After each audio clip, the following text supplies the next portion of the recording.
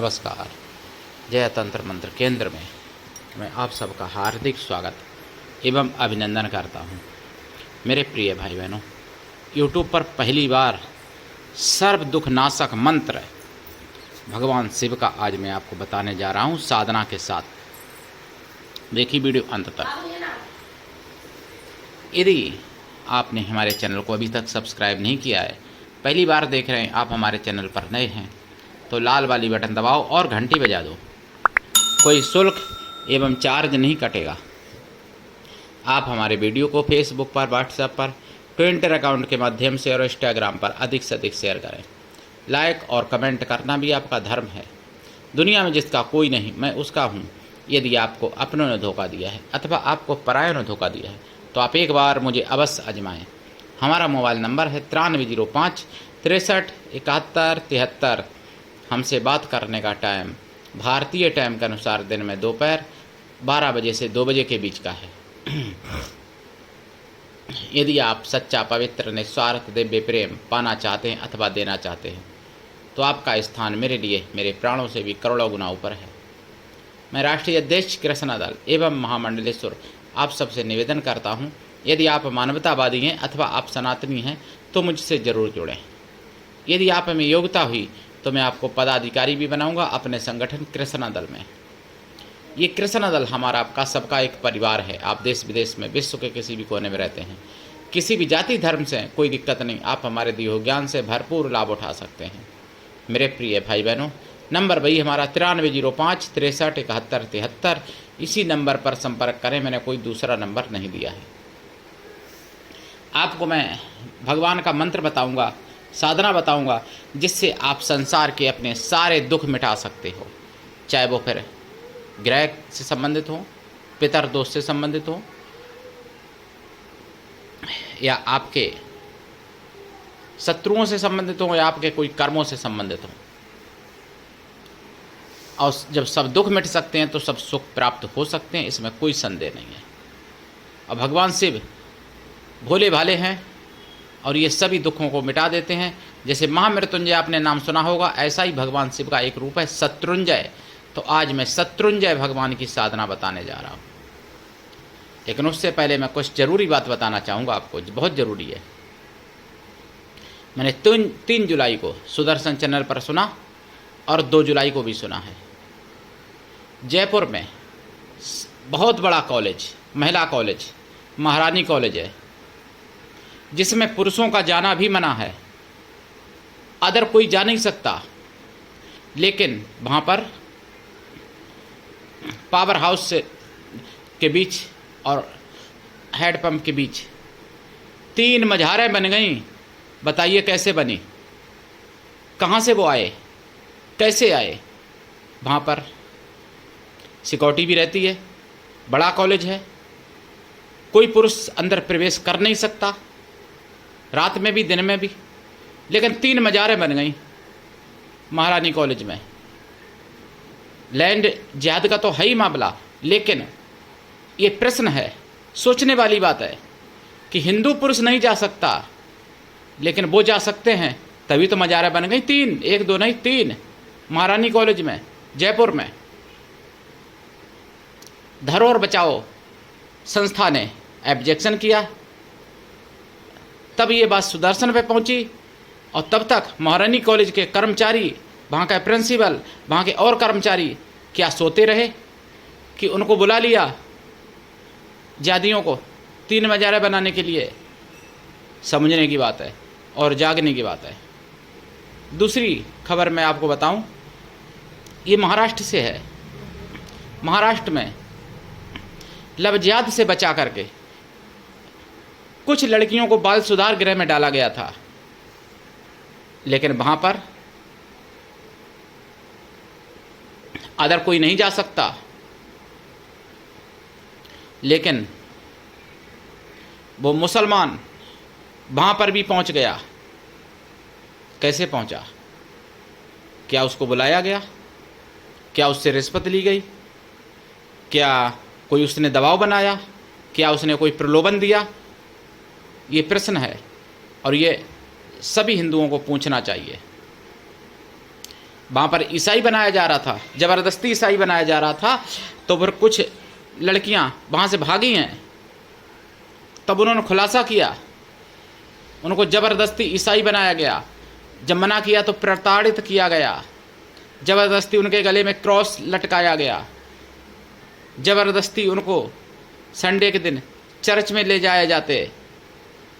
ये बाल सुधार गृह की बात बताई है महाराष्ट्र से, ये भी सुदर्शन चैनल पर मैंने सुनी थी 3 तारीख को। और मेरे प्रिय भाई बहनों, मैं आपको बताऊं,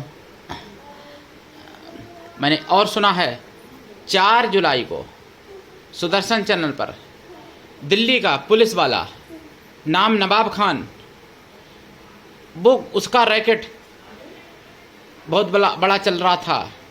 अपने रिश्तेदारों के द्वारा हिंदू लड़कियों को टारगेट करवाया जाता था, उन लड़कियों के साथ पहले खूब दुष्कर्म किया जाता था, उसके बाद में उनको वैश्यालय में बेच दिया जाता था ऐसी, या फिर उन लड़कियों की हत्या कर दी जाती थी। टारगेट पर हिंदू लड़कियां रहती थी। कहने को पुलिस वाला था, नवाब खान नाम था, रक्षक था। अब बताइए रक्षक से हम कैसे आशा करें? दिल्ली की पुलिस तो मैं 2009 से जानता हूँ कितनी फेलियर है, कितनी दुराचारी है, कितनी अत्याचारी है। दिल्ली की पुलिस मैं 2009 से जानता हूँ, लेकिन मैं कह सकता हूँ कि सारे पुलिस वाले ऐसे नहीं होते हैं। लेकिन नवाब खान नाम नवाब खान, चाहे वो मजदूर हों, चाहे वो नेता हों, चाहे अभिनेता हों, चाहे कोई शासनिक या प्रशासनिक पद पर हों, उनका टारगेट केवल काफिर रहते हैं, केवल हिंदू रहते हैं, और कोई टारगेट नहीं रहता है। अब बताइए नवाब खान को मैं गलत ना कहूँ तो क्या कहूँ? बताइए, उसको अच्छा कहूँ? गलत कहूँगा तो यूट्यूब नाराज़ हो जाएगा, बात मेरी हैज स्पीच मान ली जाएगी। अब बताइए नवाब खान को हम क्या कहें? बताइए, जो हमारी बात को हैज स्पीच बनाते या मानते हैं, क्या उनकी बेटियों को अगर नवाब खान ने टारगेट किया होता तो उनकी भाषा यही होती, उनके विचार यही होते जो अभी हैं? ये भी प्रश्न है यूट्यूब से भी और सभी से भी, और पूछना चाहिए, सभी हिंदुओं को पूछना चाहिए। और मैंने सुना है सुदर्शन चैनल पर मुजफ्फरनगर में एक होटल पंडित जी वैष्णो ढाबा के नाम से, नाम क्या? पंडित जी वैष्णो ढाबा। जब कागज मांगे, आधार कार्ड देखा गया तो मुस्लिम निकले वो। और ऐसे ही साइबर सिपाही पर मैंने सुने हैं कई चैनल, मतलब कई होटल ऐसे जो नाम हिंदू, कोई राम जी ढाबा, कोई शिव शक्ति ढाबा, कोई जय श्री कृष्णा ढाबा, और जब आधार कार्ड चेक किया तो कोई अब्दुल निकलता है, तो कोई नसीम निकलता है, तो कोई इरशाद, कोई अब्बास, कोई नकबी, कोई शानबाज, ना जाने क्या क्या निकलते हैं, कोई तस्लीम। अब आपको सोचना चाहिए और समझना चाहिए, कामर का माहौल ख़राब करने की पूरी तैयारी है। ऐसा भी किया जा सकता है कि जैसे मान लो उन्होंने अपने ही 10 बंदे या 5 बंदे हज़ारों की भीड़ में घुसेड़ दिए और उनसे कोई गलत काम करवा दिया, और वीडियो उन्हीं के आदमी ने बना लिया, और ये दिखाया जाएगा कि कामरिया गलत काम कर रहे हैं। ऐसा भी षड्यंत्र हो सकता है कामरिया वालों के साथ, कामर वालों के साथ। इसलिए कामरिया भाई बहनों को, यानी जो कामर ले जाते हैं, उनको सावधानी बरतनी चाहिए और बरतना ही पड़ेगी। आप अपने आगे पीछे दाएं बाएं देखें, समझें कि कोई उनके गलत हरकत, कोई गलत चाल ढाल तो नहीं हो रही है, कोई संदिग्ध व्यक्ति तो नहीं है। ये सब समझना चाहिए और जागना चाहिए। मेरे प्रिय भाई बहनों, मैं आपको जागरूक करने के लिए ही ये सब बता रहा हूँ, नहीं तो मुझे क्या बताने की। मैं भी करोड़ों भी प्राप्त कर सकता हूँ, मैं भी चैनल से रुपए कमा सकता हूँ, लेकिन क्यों अपना मोनेटाइजेशन ख़त्म करवाया 2-2 बार? क्यों अपना चैनल फ्रीज करवाया यूट्यूब के द्वारा? क्यों अपना चैनल हैक करवाया जिहादियों के द्वारा? केवल सनातन के उद्धार के लिए, केवल आप सबकी भलाई के लिए। और फिर भी अगर आप सब लोग नहीं जागते हो तो फिर जो बांग्लादेश में हुआ है उससे बदतर आपके घर पर होगा। इसलिए जागो, जल्दी जागो। और मैं आपको बताऊं, यूट्यूब पर ठग तो बहुत मिल जाएंगे, बहुत लोग दीक्षा बेचते हैं। मैं निःशुल्क दीक्षा देता हूं, केवल इसीलिए देता हूं कि आप लोग जागे रहें और दूसरों को भी जगाते रहें। मेरे प्रिय भाई बहनों, मैं आपको ऐसी कहानियाँ, ऐसी मतलब सत्य कथाएं, मुसलमानों की पोल पट्टी, एक दो नहीं, ऐसी लाखों मैं कहानियाँ बता सकता हूँ आपको। लेकिन फिर मैं वही बात कह रहा हूँ, मुझे मुसलमानों से आपत्ति नहीं, लेकिन ये जो गलत सोच रखते हैं उनसे आपत्ति है मुझे। अब अच्छे मुसलमान जो हैं